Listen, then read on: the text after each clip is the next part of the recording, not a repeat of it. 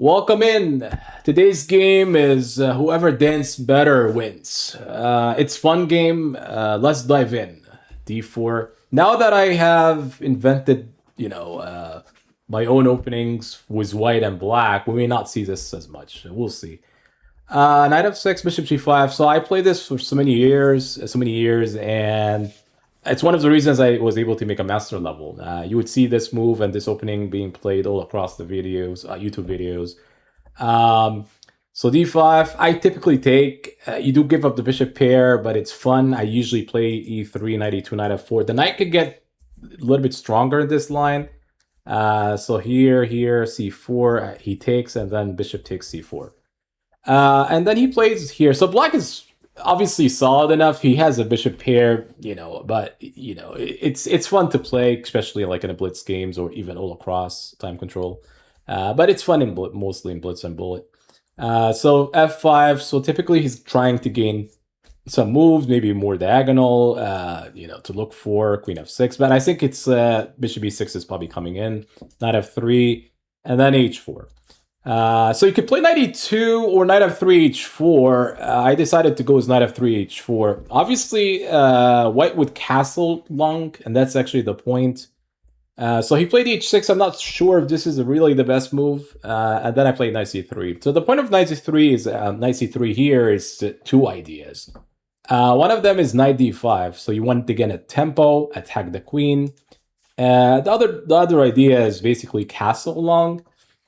And he was able to stop one of them. So this move makes a lot of sense to me, and it's probably necessary. There's actually two things to this move. It's stopping knight d5, but it's also maybe like this kind of stuff could happen. Now that he sees I'm gonna castle long, so I figured that I could castle anyway, and then he played this move. So this move is also very good. You don't want to take, though. If you take, that fixes the pawn structure for him.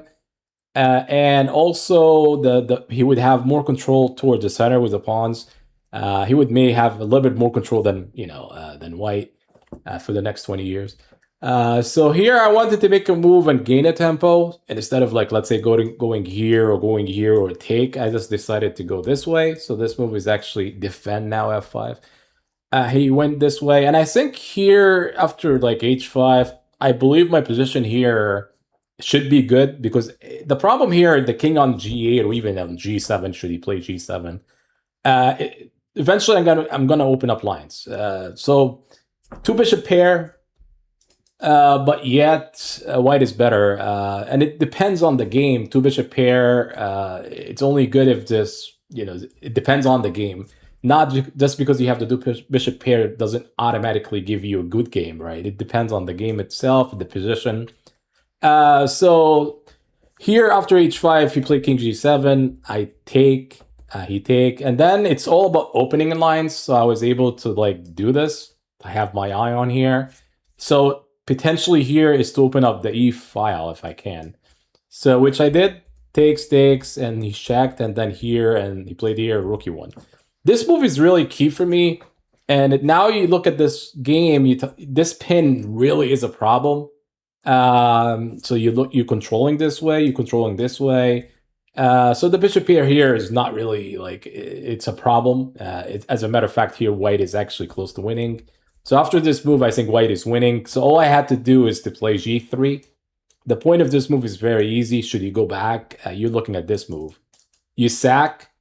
And the idea is here, you're attacking the queen here, and also with rook h7. So they're all coming in. You don't really, this move doesn't do much. King e1. And I don't think it matters.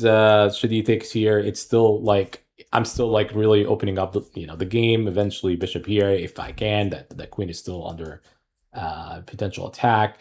So this is very good. He played this move instead.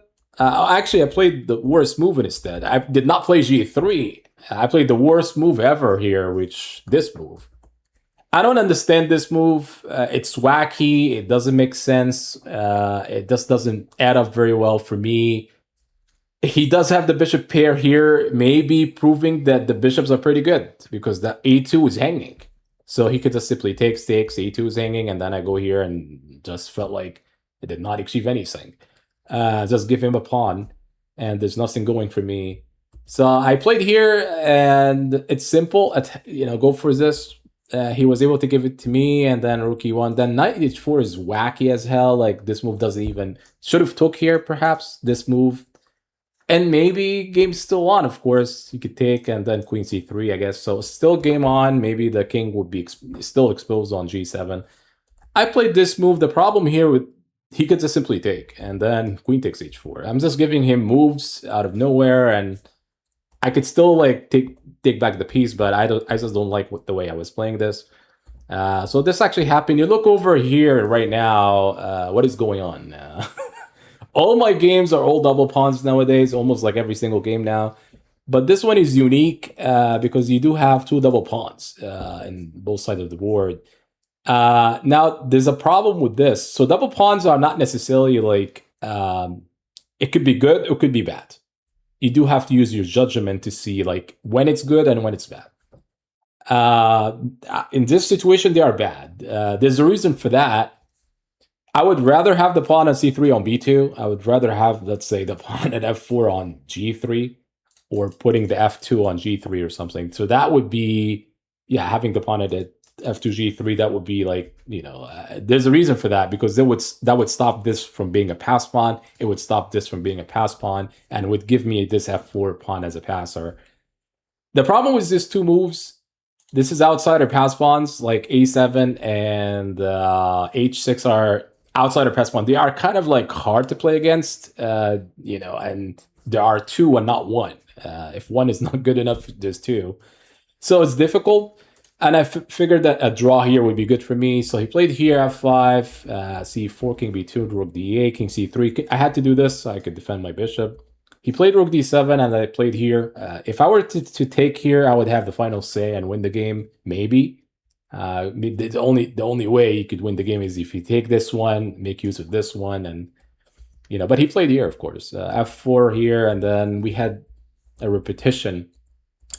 It's funny that he allowed this. I don't think I would take the draw if I'm black. If you have from here, if we go to rook d8 from here, you do want to consider pushing your pass pawn. So this one is the outsider pass pawn. You want to consider pushing them, right? The only thing that might be concerning is b7 might be a problem, but it is still good for black to just keep on going and push the pass pawns. If you have pass pawn, you always have to push them. You just cannot let them stay the way they are for the next 50 years. So hopefully you guys enjoy this game, and stay tuned for more stuff. See ya, folks.